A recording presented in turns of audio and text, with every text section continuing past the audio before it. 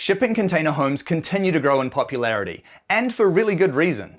There are many benefits to building using shipping containers, and in this video we're going to share some of our favorite features from container homes that we've visited all over the world.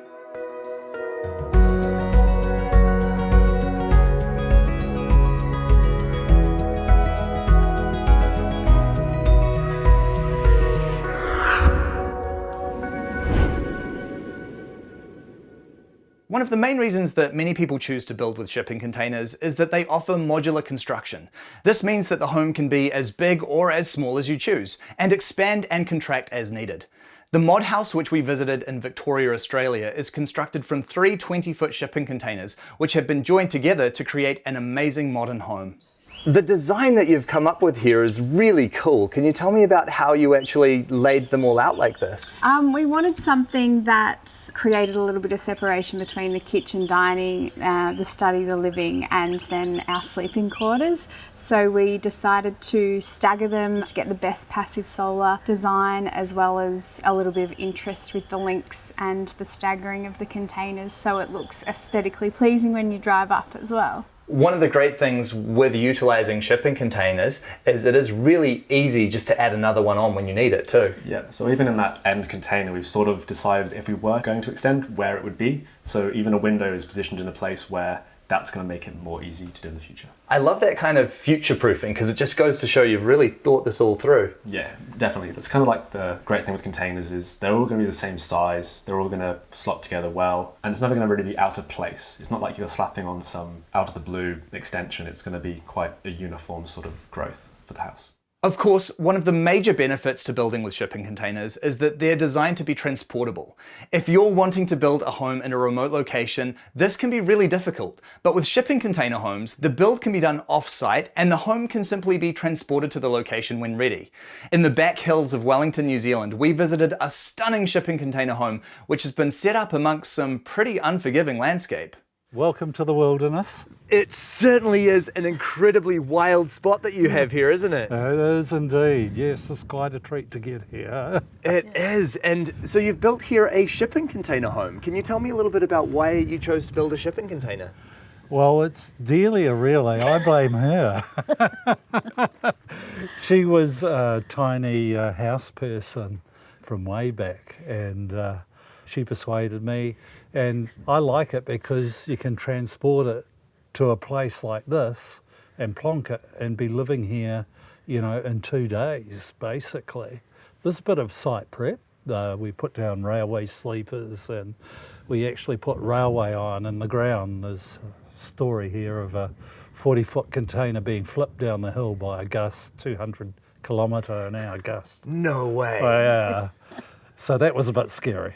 I bet it was. Well, it's good to know that you're on solid foundations here now then. Yeah. Another great example of this is Rosie's incredible container home, which was constructed using 5 20-foot shipping containers, each separately transported and then assembled together on site to create a spacious, beautiful, and totally off-the-grid container home. And this home is made up of 4 20-foot shipping containers, isn't it? Yes, that's right. So 4 20-foots are the living space, so 60 square metres, and then there's a utility container as well, which is a 20-footer, which is our mudroom that we walk through, and it's also got a sectioned off area at the back, which is where we keep our batteries and the inverter and all of that stuff for the solar. And why did you choose to build your home out of shipping containers? I really like the industrial look, and I had heard really good things about how long they last and how strong they were, and I thought sometimes I changed my mind, so if I wanted to put another level on the top or come out the sides, I could, and it would be a little bit easier to expand. So I thought this is my starting point anyway.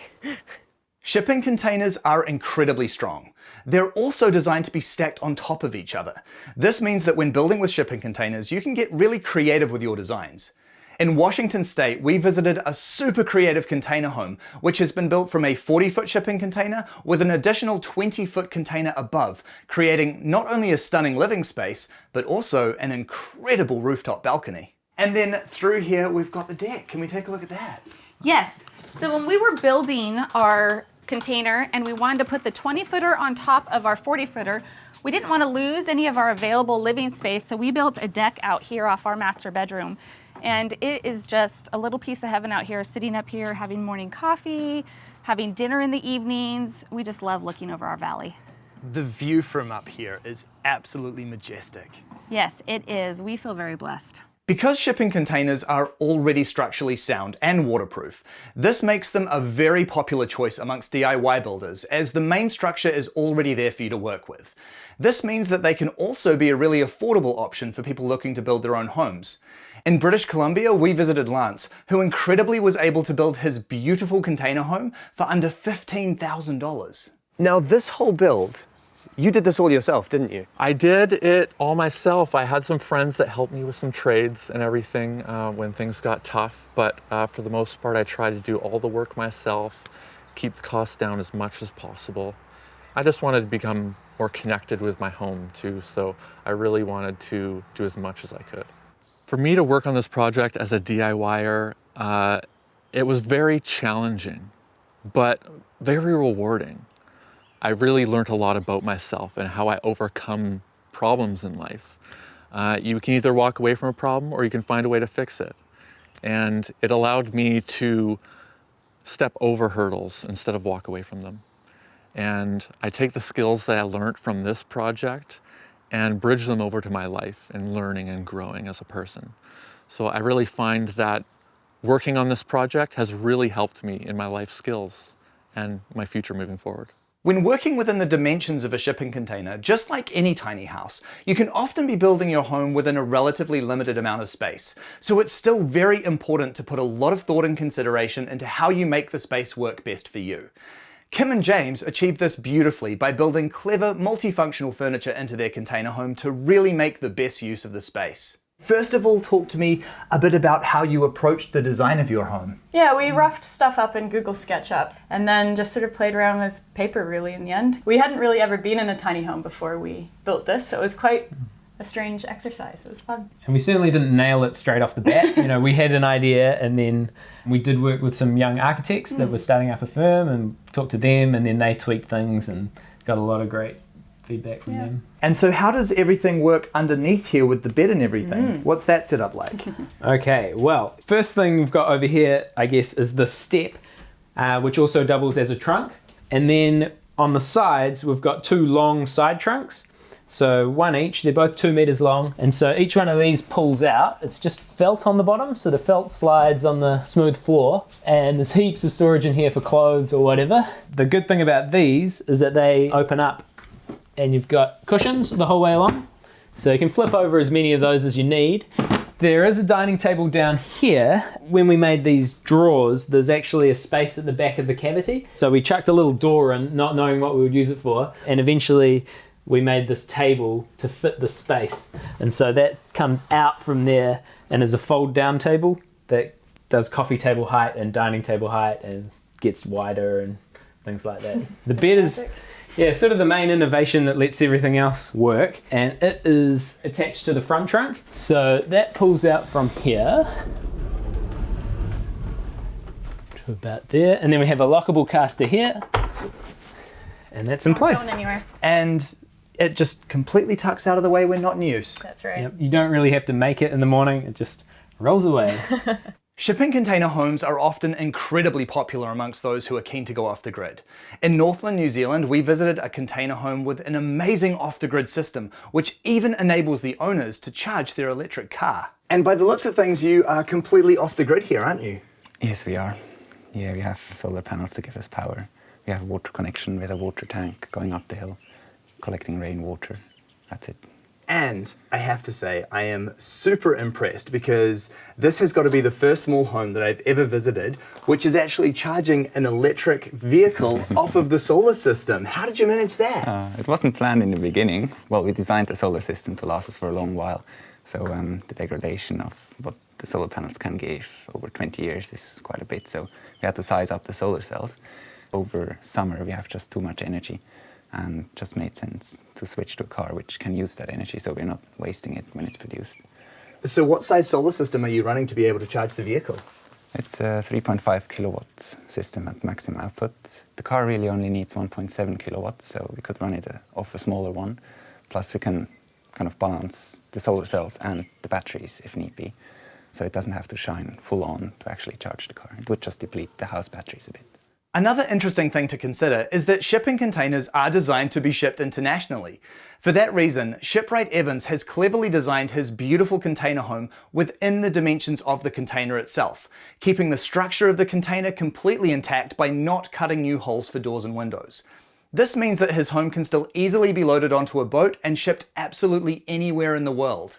Now, looking at this container here, I would never guess that there's actually a house on the inside. No, it's like the TARDIS. You're a boat builder by trade, and you travel all over the world actually building yachts. There's a real strategy behind this though, isn't there? The whole idea of actually constructing a home in a shipping container but not putting any penetrations on the outside. Because as soon as you start putting the holes in them, as soon as you start cutting doors and windows in them, all of a sudden they actually stop being useful as a shipping container. Exactly, you can ship them on a truck, but you can't ship them country to country, whereas if you keep them as a viable shipping container, you can go anywhere in the world that you can land a shipping container.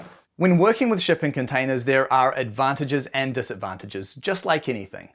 In the case of shipping container homes, they are metal boxes, which means one of the most difficult elements to get right is the insulation and preventing thermal bridging.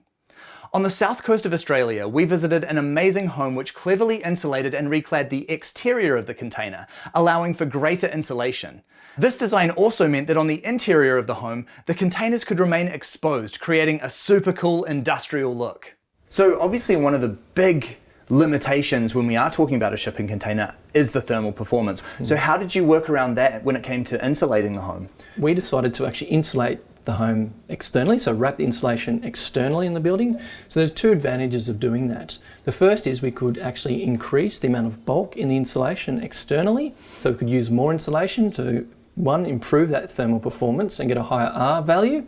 And the other reason is because if we were to insulate internally, we're already going to further constrain an already constrained space. So by insulating externally, we therefore have a really good solution for containers. Now, so often in container homes, the very first thing that people do is try to cover them up. But I love the way that you have really celebrated their use in this house with all of these exposed container walls. Yeah, so really what we wanted to do here is we wanted to express the containers internally so you could actually see what the home was built out of.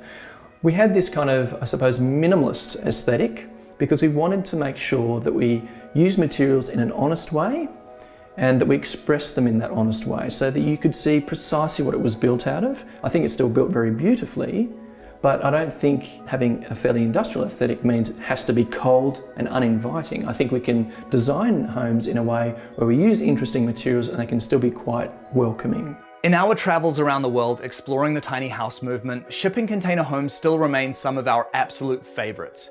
It's always so inspiring to see how people can take these rugged, industrial, and somewhat soulless metal boxes and transform them into beautiful and functional homes. And as shipping containers continue to be an increasingly popular option for builders around the world, we can't wait to see what innovations we have yet to discover.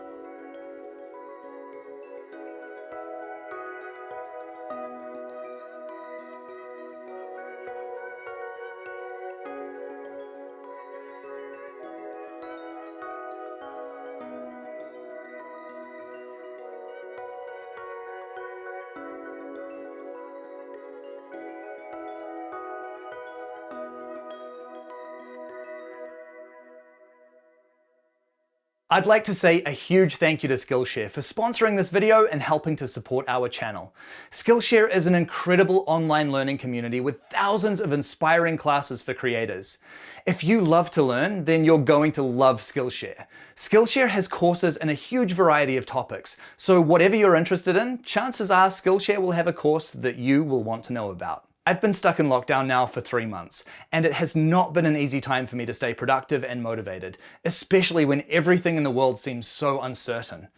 I've recently started taking a course by Thomas Frank, which is all about productivity for creators and how to create systems which keep you creating. This has been a really awesome course for me, and if you're a creative who's feeling a little bit stuck right now, I can highly recommend it. The first 1,000 of my subscribers to click the link in the description of this video will get a 1-month free trial of Skillshare. So, click the link in the description of this video and get your learning journey started today.